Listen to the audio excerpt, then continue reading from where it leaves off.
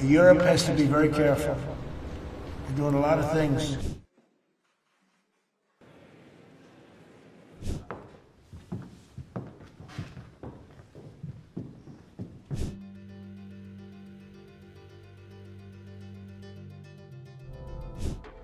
The transatlantic alliance is cracking.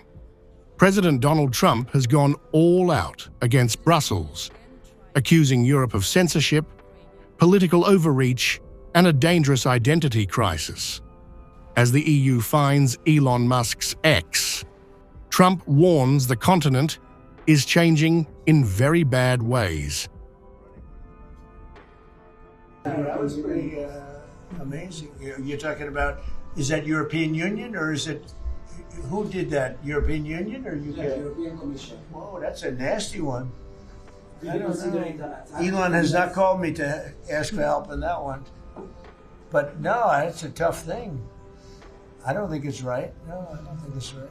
I don't see, how they can do that. No. I'll speak about it later. I'm going to get a full report on it. Look, Europe has to be very careful. They're doing a lot of things. We want to keep Europe. Europe is going in some bad directions. It's very bad for the people. We don't want Europe to change so much. They're going in some very bad directions. That was a big thing. Trump's new national security strategy calls Europe weak, censored, and overrun by migration.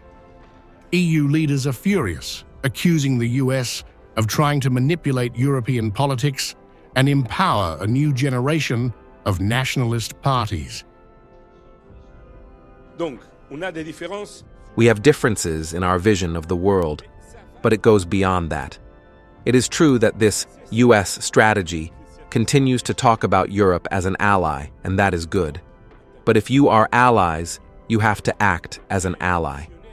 And allies do not threaten to interfere in the lives, in the domestic political choices of their allies.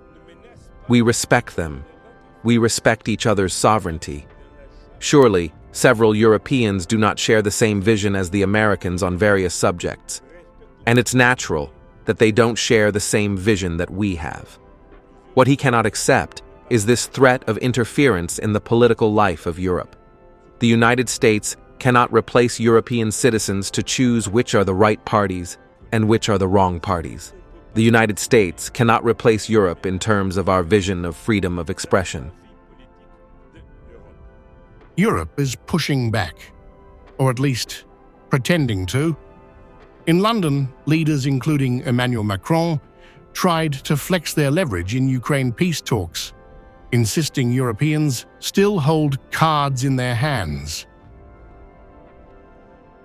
I think we all support Ukraine, and we all support peace and peace negotiations to have a sustainable, a robust peace. And I think we have a lot of cards in our hands.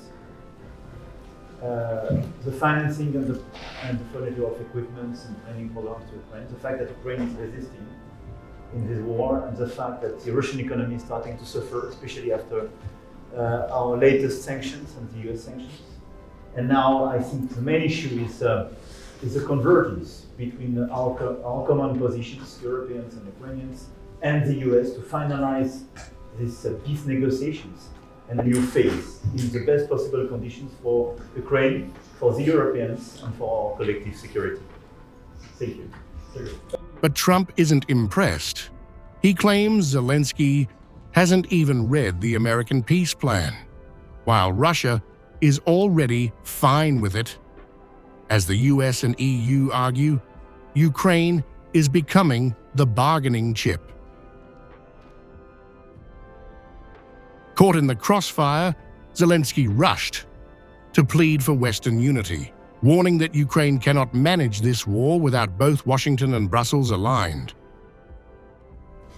I think that is very important now to organize such meetings, to meet and discuss very sensitive issues regarding to peace talks, what we had in the United States and between us, and our team came back, and I think that they will brief us after talks with the Americans and after talks of Americans with Russians. I think that a lot of what we have to discuss, to speak about certain rough things which are very important for today. I think unity between Europe and Ukraine, and also unity between Europe, Ukraine, and the United States. There are some things which we can't manage without Americans, things which we can't manage without Europe, and that's why we need to make some important decisions.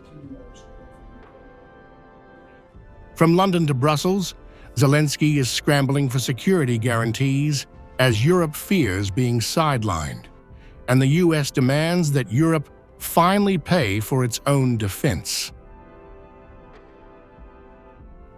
Trump sees a peace deal that ends Europe's dependency on America. EU leaders see a forced settlement, one that could reshape borders and geopolitics. And Zelenskyy? He could become collateral damage in a superpower struggle over Europe's future.